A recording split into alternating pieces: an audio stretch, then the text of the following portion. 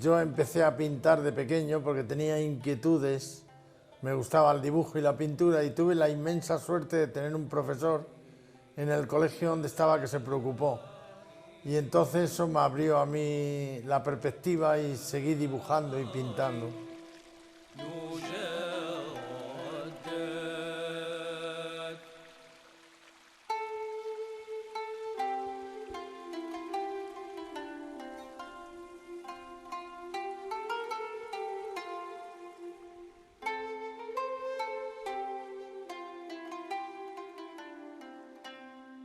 La idea de esta exposición surgió mientras yo estaba trabajando en la Alhambra, que entonces estaba trabajando en el gabinete pedagógico de la Alhambra y enseñando la Alhambra a los niños. Entonces siempre me preguntaba que quién eran los que habían hecho ese monumento.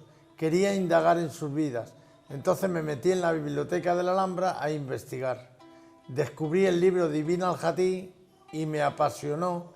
Y entonces seguí investigando, hasta que me di cuenta de que con la muerte de Ibn al-Jatí ya no había ninguna fuente árabe que me describiera o se acercara a la descripción de los reyes. Entonces tuve que buscar fuentes cristianas, pero mi búsqueda estaba orientada hacia algún autor o autora que se asemejara o me acercara un poco a lo de Ibn al-Jatí. Y entonces encontré los escritos de Rachel Arié y los escritos de María Jesús Viguera Molins, que me fueron muy oportunos, muy clarividentes para yo lo que yo quería, porque se acercaba un poco a la historia de Ibn al-Jatí, que me acercaba un poco a los personajes, cómo los expresaba. Entonces eso me fue apasionando cada vez más, hasta que me metí de lleno en esto.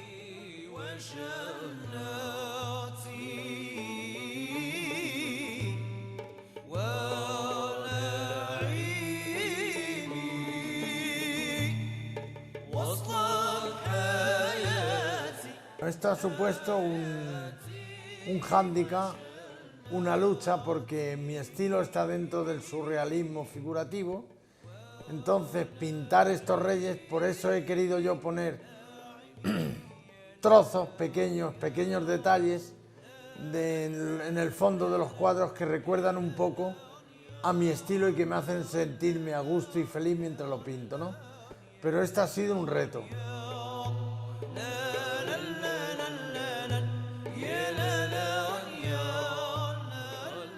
El tiempo que he dedicado a esta exposición desde que empecé a investigar en la biblioteca de la Alhambra hasta que terminé el último cuadro han pasado 9 años. 9 años, 3 o 4 de investigación, digamos, literaria y 6 de trabajo pictórico. Al carecer de toda información plástica de los personajes que he pintado, he tenido que meterme dentro de ellos en la lectura de la documentación. Entonces he descubierto cómo eran, porque he tenido que tratar de meterme dentro de los personajes. Entonces, en algunos momentos he sentido unos momentos de catarsis, de meterme tanto en el personaje que me involucraba demasiado. Y esto me ha ocurrido con casi todos los reyes, pero en especial con 2 o 3.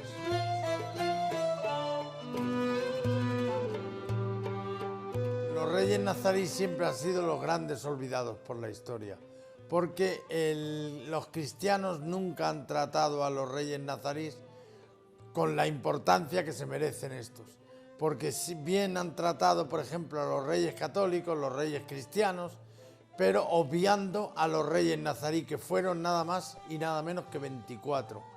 Entonces dejaron una impronta muy personal, hicieron posible que esta Granada de hoy sea lo que es gracias a ellos.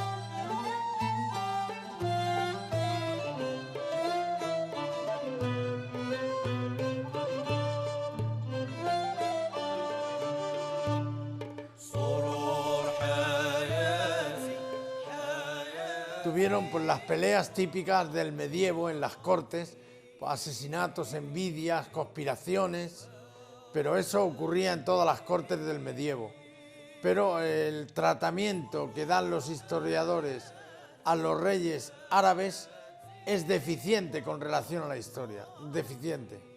Hay poca información y además pasan de soslayo a la mar porque fue el primero y fue el inicio de esta aventura tan apasionante. A la mar con el que me tiré un año pintándolo. Luego Yusuf primero, que le tenemos aquí a mano derecha, y Boabdil. Boabdil porque ha sido el gran olvidado de la historia. Porque Boabdil, al ser el que entregó el reino de Granada, parece ser que lo han tratado históricamente mal. O sea, lo han tratado de manera como que, bueno, que entregó el reino, entonces pues de manera derrotista, y no se ha investigado la historia de Boabdil y las circunstancias que hicieron que eso fuera posible. Porque ya el problema de la Granada nazarí empezó en Muhammad VII, o sea, mucho antes de Boabdil, por supuesto. Boabdil se encontró un reino que ya estaba desmembrenado, roto, y aparte en enfrente tenía a Isabel y Fernando, con lo cual el poderío militar cristiano ya era mucho más fuerte que sus antecesores, que eran Castilla y Aragón, pero al juntarse los dos reinos ya formaron una fuerza militar independiente, contra la que ya no podía luchar tanto el reino granadino. Sin embargo, Granada no fue ganada en manos militares, sino que fue ganada por capitulaciones políticas. Entonces tuvo la mala suerte Boabdil de caer hecho prisionero en Lucena, con lo cual se convirtió en vasallo de Castilla, no pudo acudir a la defensa de Málaga y luego tuvo una madre tremendamente posesiva. Entonces todas esas circunstancias hicieron posible la caída del reino de Granada.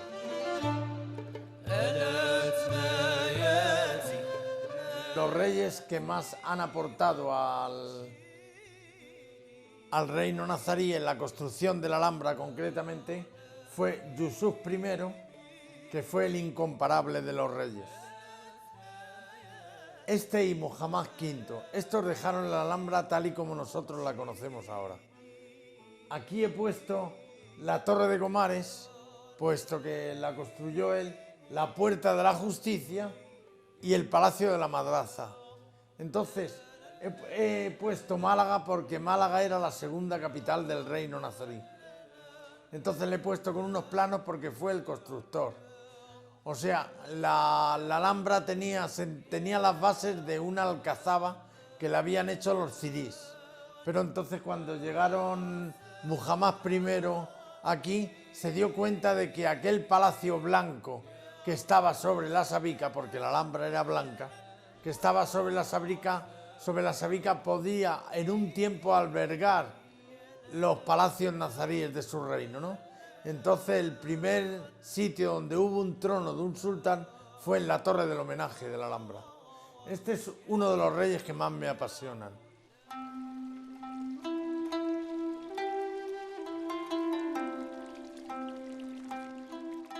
Al meterme en la vida interior de estos personajes, descubro que unos me caen mejor que otros, y este es el que peor me cae, puesto que cuando llegó al poder se granjeó la hostilidad de todo el pueblo granadino, porque el pueblo granadino no lo quería ver como iba por la calle, iba vestido mal, con ropas sucias, el pelo pintado de rojo, y siempre iba borracho, fumaba droga, o sea, no era un personaje querido. Y luego, a través de sus maneras disolutas, un hombre muy zafio, muy maleducado, se granjeaba la antipatía de toda la gente, y luego para encima de eso robó el tesoro de la Alhambra y se lo fue a vender a tablada al rey cristiano.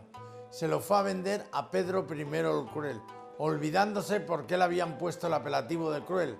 Entonces Pedro I el Cruel, cuando lo tuvo a él y a 52 caballeros granadinos en su poder en tablada, lo atravesó el cuerpo con una lanza con el propio rey, y su cadáver le cortó la cabeza y se la mandó a Muhammad V, al que había depuesto del poder. y entonces su cuerpo sin cabeza lo paseó encima de un burro por toda la ciudad de Tablada para que se rieran de él.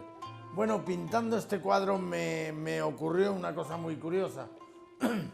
Yo me invento las joyas, me las invento, me documento de joyas antiguas, y Jesús Bermúdez, que ha sido el historiador que me ha guiado, al que no tengo palabras para agradecer lo que ha hecho, se quedó extrañado de ver esta joya y me dijo, bueno, ¿y tú cómo has podido sacar esta joya si esa joya no existe?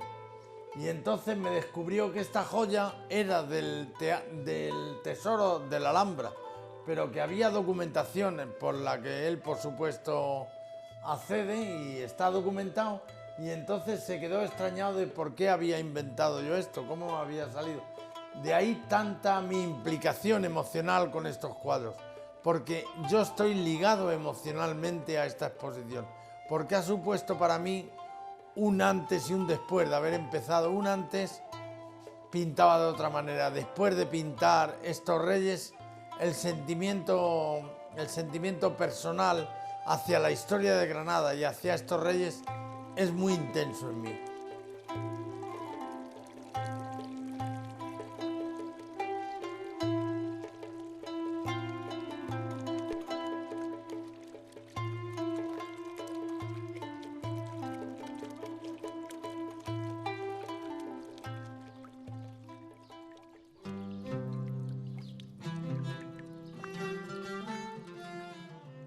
Bueno, Yusuf III es el rey que estaba pintando cuando me ocurrió el accidente.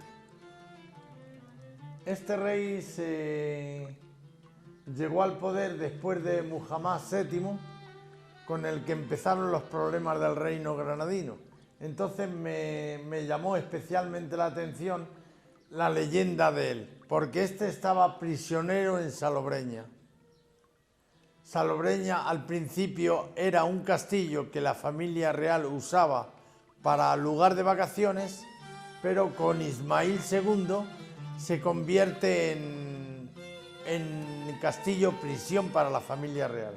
Entonces, este estaba en la prisión de Salobreña y se enteró de que una partida de gente había salido de Salobreña para matarlo, con la orden de matarlo. Y pidió al alcaide de la prisión que le dejara empezar una partida de ajedrez. Entonces, cuando llegaron a matarlo, les pidió permiso para terminar la partida, pero parece ser que era bueno jugando al ajedrez, y entonces retrasó la partida tanto que dio tiempo a sus seguidores a salvarlo y a traerlo a Granada, donde lo hicieron rey. O sea, que salvó su vida por una partida de ajedrez. Este rey, pues, me llamaba especialmente la atención en aquel momento, ¿no? Entonces, cuando tuve el accidente con el que estuve 2 meses en coma, la idea de retomar la exposición otra vez me causó un profundo dolor emocional. ¿Cómo enfrentarme a ellos, no? Porque han sido dos meses de estar prácticamente muerto. Entonces, los personajes los seguía viendo de una manera muy emocionalmente muy unidos a ellos, ¿no? Entonces me metí quizá más intensamente, puesto que ya ahora las fuentes que tenía que consultar eran fuentes cristianas, de María Jesús Viguera Molins, que nunca agradezco el haber descubierto a esta historiadora, porque me ha acercado mucho a estos reyes, ¿no? Entonces, por esto fue especial este cuadro. Y luego ya el resto de los cuadros fue emotivo por este sentido, porque tenía que sobrevivir emocionalmente pintándolos.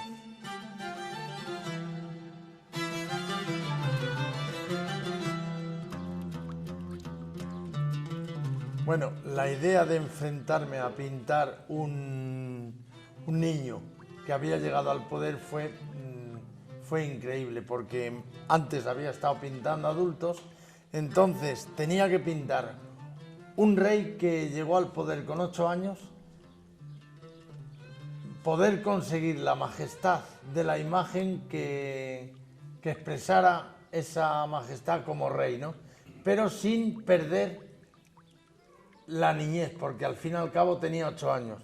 Con este rey, cuando lo estuve pintando, sentí una especie de catarsis emocional, porque me sentía que no estaba en este mundo mientras lo estaba pintando.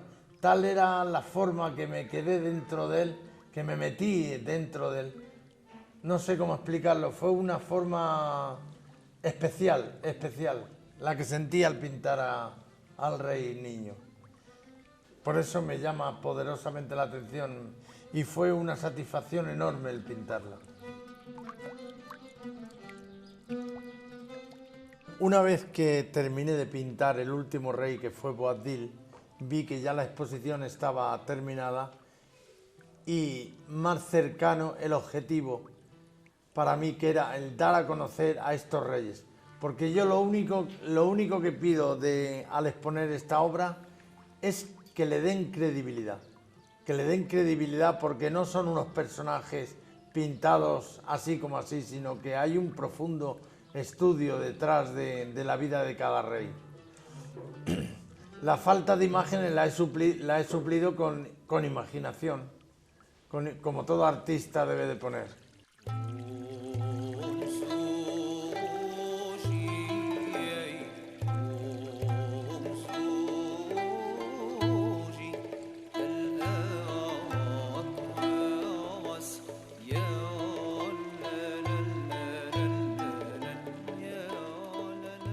Bueno, después de esta exposición, como he dicho, quiero llevarla a toda la provincia de Granada, que sea itinerante por Murcia, Almería y Murcia, donde estuvo el reino nazarí. Luego tengo proyecto de que se lleve, hipotéticamente tengo ganas de que se lleve a Marruecos, no sé si se hará posible. Entonces ahora estoy metido en otro proyecto de homenaje a un pintor que murió hace un año, que era Balthus, y estoy haciendo un homenaje a él. Y estoy realmente satisfecho, porque lo que me ha dado esta exposición ha sido comprometerme con la obra, comprometerme investigando mucho.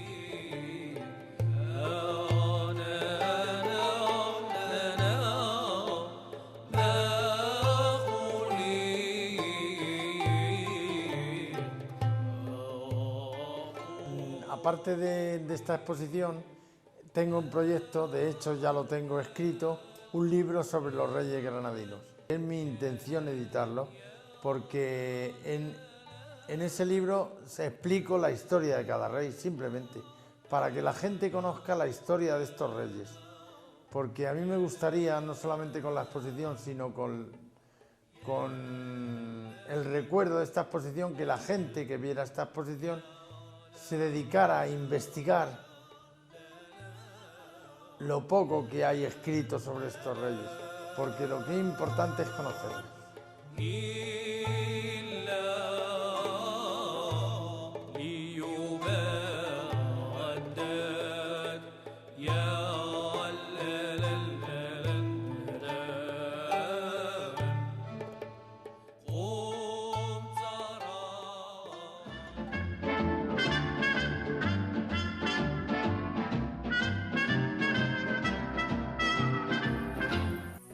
Así hemos llegado al final de nuestro programa una semana más, con el deseo de que os haya gustado lo que os hemos mostrado y esperando contar con vuestra presencia dentro de 7 días. Sed muy felices. Adiós. Expresa tus sentimientos, dudas, intereses con personas con las que tengas una relación más estrecha, familiares y amigos. Si ves que no puedes resolver tus problemas solo, déjate ayudar. Déjate ayudar por ello, y si a pesar de todo no encuentras la solución que deseas, acude a los profesionales que puedan ayudarte, psicólogos, médicos, trabajadores sociales.